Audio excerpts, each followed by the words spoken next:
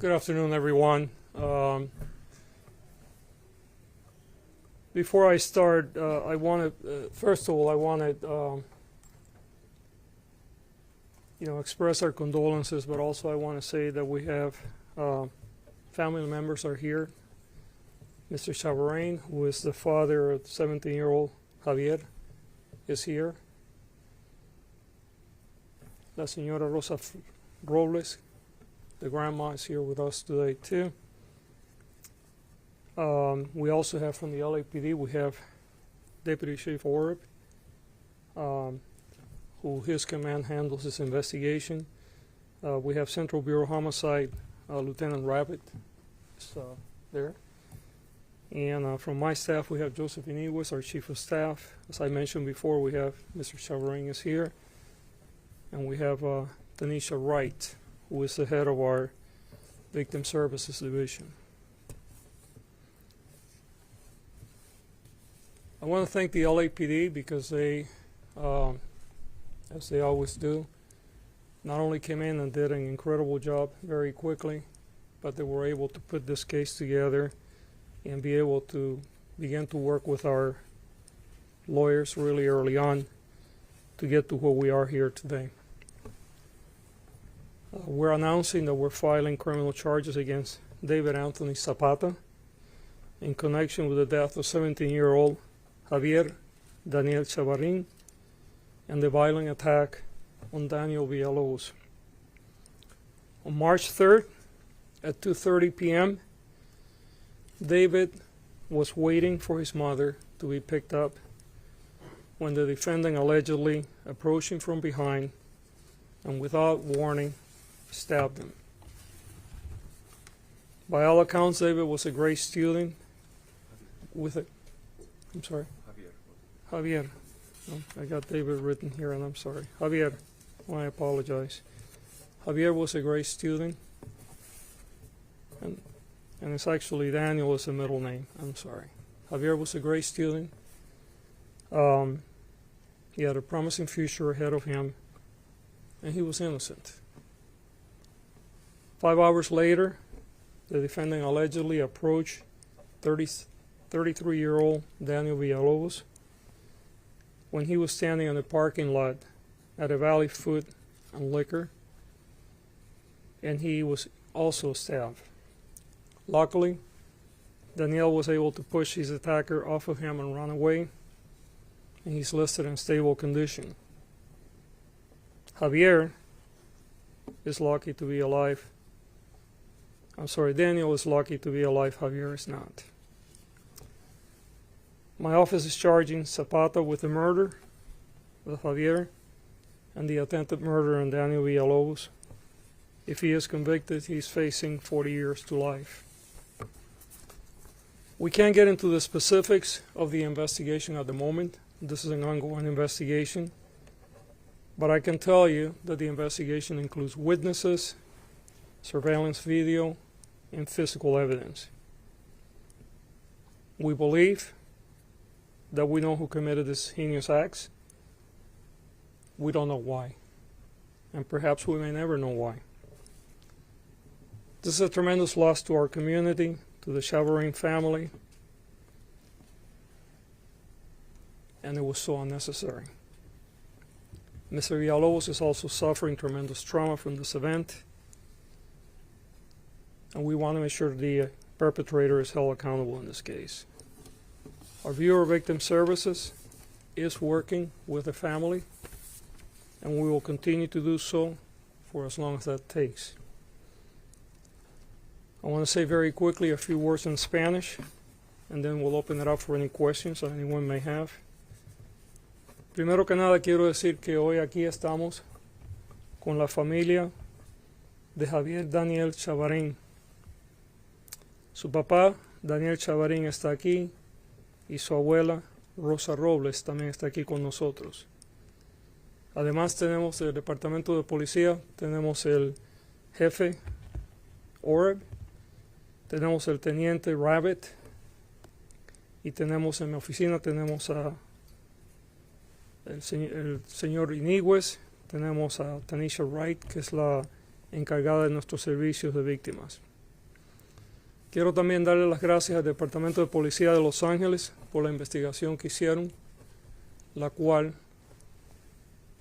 rápidamente pudo identificar el sospechoso en este caso y ayudar a que fuera arrestado y los cargos que se están presentando contra él hoy. Este es un caso que no debía haber sucedido por ninguna razón. Javier era un buen niño de 17 años que simplemente estaba parado en una calle esperando por su mamá para recogerlo. Javier era un buen estudiante, era un buen amigo, era un buen miembro de su familia. Y desafortunadamente fue asesinado y fue tomado completamente sin causa, y fue algo que no fue esperado. Horas después, el señor Daniel Villalobos, de 33 años, también fue asaltado por el sospechoso en este caso. En el caso del señor Villalobos pudo escaparse y aunque fue herido seriamente, está estable y está con su vida. Desafortunadamente Javier pereció. Este es un caso que verdaderamente no hay palabras para decirlo, porque no tiene ninguna razón lógica por lo que sucedió. Hoy el señor sospechoso en este caso va a ser encausado por un cargo de asesinato y un cargo de atento asesinato. Si es convicto, él puede recibir hasta más de 40 años, hasta la vida entera en cadena perpetua. El caso será presentado hoy por el mediodía y nosotros continuaremos a trabajar con el Departamento de Policía y con la familia y la comunidad para resolver este caso. Les puedo decir que, aunque no podemos hablar de los detalles de la investigación hoy, la investigación es una investigación que incluye testigos, incluye videos y incluye evidencia física, y estamos muy seguros de que la persona que ha sido arrestada es la persona que cometió estos crímenes. And with that, I'm going to open it up for any questions, either in Spanish or English. James? This is probably more for John from the LAPD, but do you have any information or updates on the potential second suspect involved here?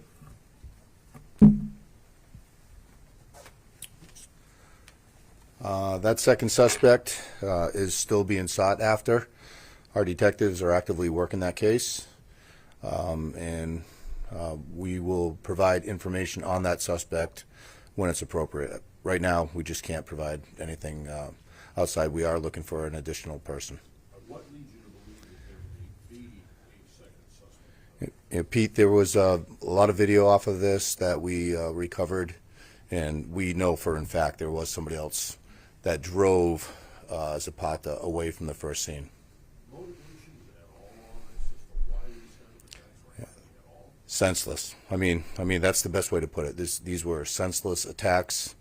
No confrontation, no words exchanged.